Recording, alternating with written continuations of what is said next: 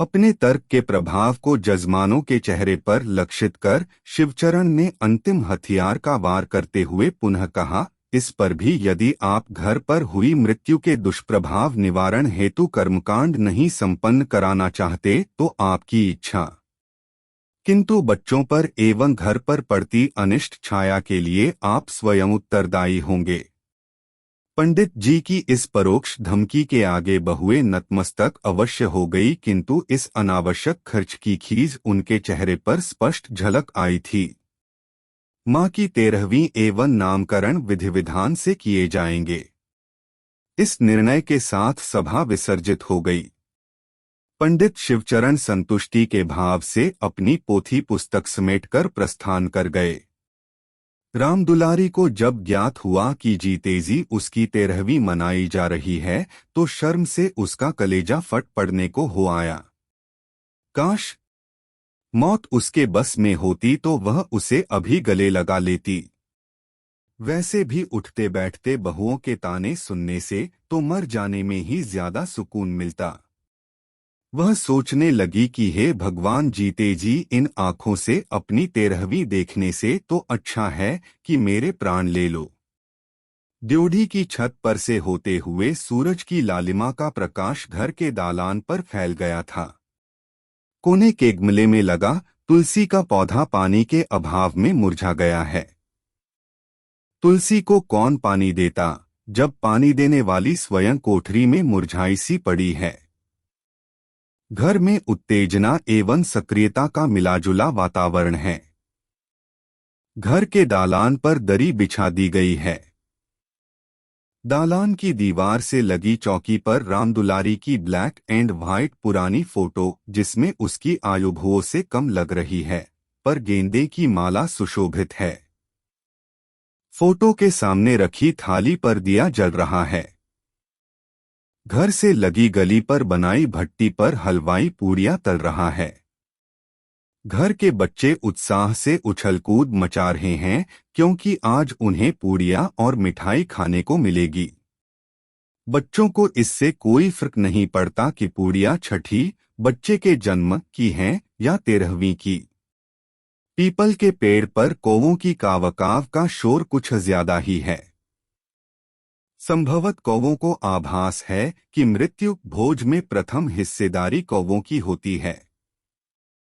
भोज के द्वितीय हिस्सेदार 11 हट्टे कट्टे चुटिया धारी ब्राह्मण अपना स्थान ग्रहण कर चुके हैं। पंडित शिवचरण द्वारा थोपे गए 13वीं के नाटक से निर्लिप्त रामदुलारी ने लज्जा एवं क्षोभ से अपने आप को अपनी 8x8 की कोठरी में बंद कर लिया है। रामदुलारी कोठरी में बंद अवश्य है, किंतु उसके सक्रिय कानायोजन स्थल पर ही लगे हैं। मंच सज गया है। मंच संचालक पंडित शिवचरण ने मंत्रोच्चारण से नाटक का आरंभ कर दिया है। शब्द वातावरण में तैर रहे हैं। दालान से होते हुए रामदुलारी की कोठरी तक मंत्रोच्चारण की स्वर लहरी में कहीं अतीत से गूंजे स्वर गड़मड़ हो जाते हैं। 50 कोस दूर बसे सोड़ा गांव में रामदुलारी का मायका है। मायके के आंगन में लगा नीम का पेड़ कब पराया हो गया, कब वह शादी के 7 फेरे ले मुंशी दीनानाथ के साथ इस आंगन में आ गई थी, और आज इसी आंगन में जीते जी। उधर दालान में संपन्न होते यज्ञ से स्वाहा स्वाहा की ध्वनियां आ रही हैं। रामदुलारी को स्वाहा के स्वर कहीं नेपथ्य से आते प्रतीत हो रहे हैं। घर में प्रथम पुत्र के नामकरण का यज्ञ था। रामदुलारी मां बन गई थी। उसके आंचल में दुग्धपान करता नन्हा बद्री प्रसाद आ गया था। उसने स्त्रीत्व की पूर्णता पाली थी।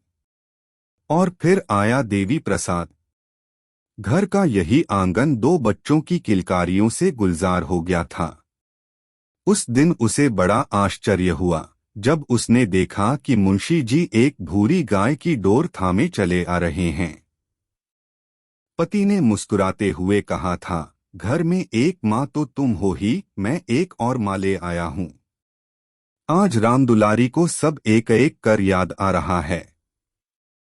यादों का तारतम्य बाहर दालान से आती बर्तनों प्लेट प्यालियों की आवाजों से टूट जाता है। संभवतः ब्राह्मण 13वीं का भोज कर रहे हैं। वातावरण में आलू पूरी की सुगंध फैल जाती है। जीरे वाले आलू के साथ अजवाइन मिली नमकीन पूरियां मुंशी दीनानाथ को भी बहुत पसंद थीं। बाहर दालान में लोगों के चलने फिरने के स्वर आ रहे हैं। दरवाजे के बाहर से आती पदचाप से ही रामदुलारी पहचान जाती थी कि मुंशी जी आ रहे हैं। ऐसे ही एक दिन जब उसे लगा था कि घर के दरवाजे के बाहर से आती पति की चिरपरिचित पदचाप आज और दिनों